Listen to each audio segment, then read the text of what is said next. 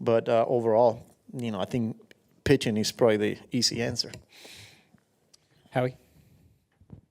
Carlos, are there ever at this point concerns about that first series after a series at Coors Field, where there's always the potential for hitters to get into some kind of bad habit because of that being as different a place as any? Is that on your mind at all approaching this series? Not after an off day, I think having the off day yesterday after that series in Colorado helps physically, mentally, and however, whether the baseball move or not, or how the hitters are seeing the pitch shapes and things like that. But I will worry more like if we have to play right after the series in Colorado, but not after an off day. Have you experienced that, where the next day you see guys who are...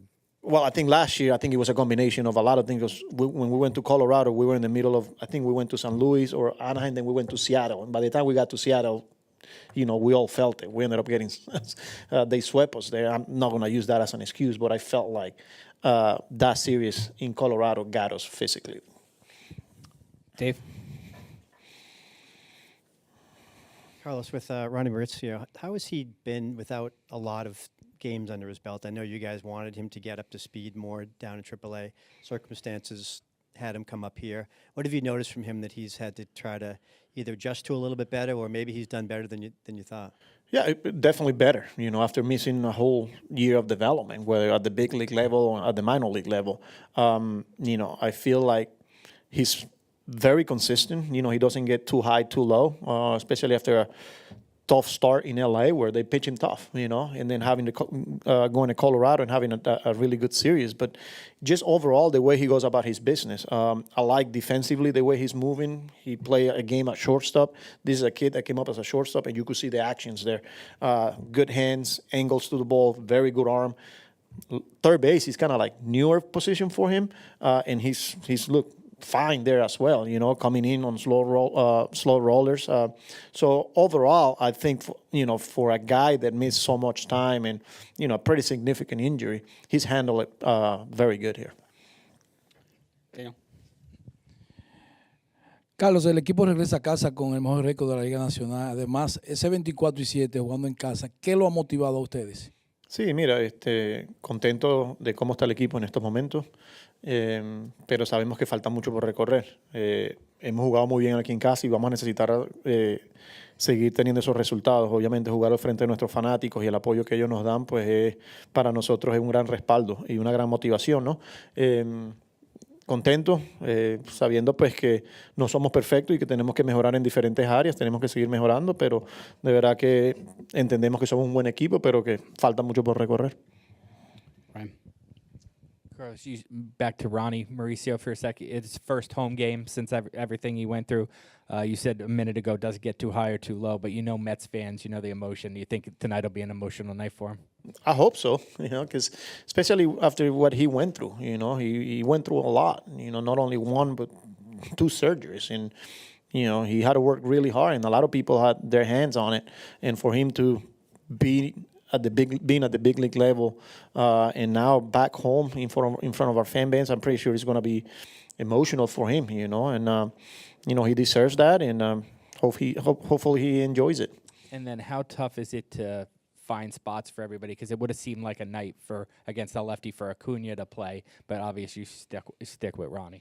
Yeah, and not only with Ronnie, it was more of a McNeil conversation here, because I could have played Mauricio and then Acuna, but with the way Jeff is swinging the bat and then looking at the numbers against Gore, it's hard to take him out of the lineup. So that's the balance that we're dealing with here. It's a good problem to have.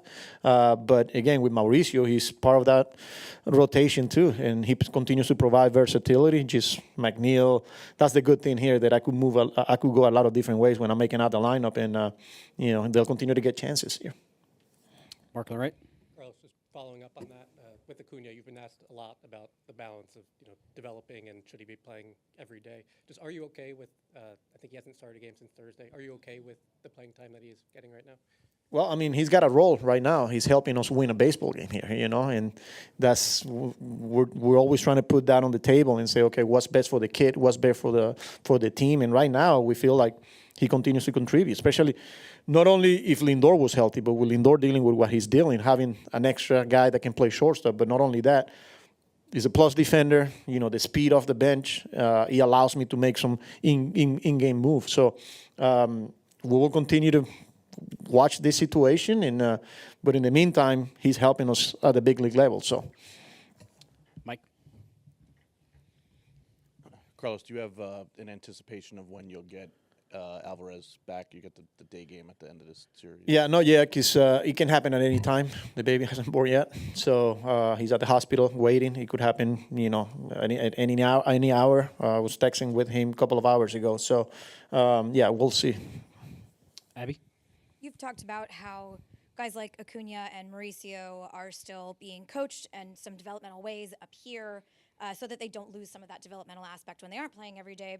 What is that workload like? What are they doing when they're not in the lineup? And, how do you sort of equate that, or not equate that, but weigh that with playing every day? Yeah, and I feel like not only with the younger players, our coaching staff, they do a really good job of continue to coach and teach.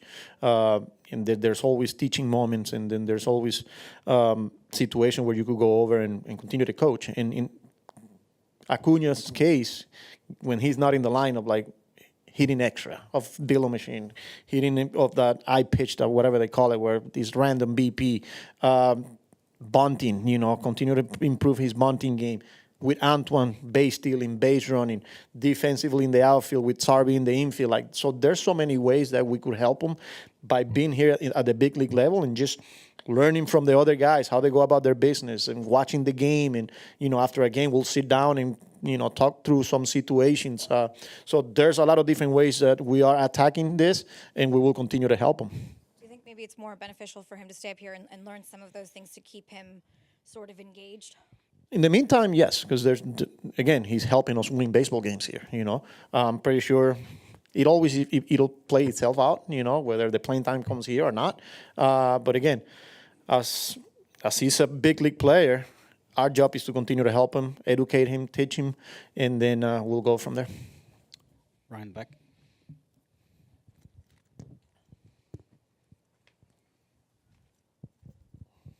What was the best thing you saw from Soto on the road trip? Because everybody's always like, oh, is this the spot where he's going to break out for good now? And obviously the road trip was the latest spot where it looks like he's himself again.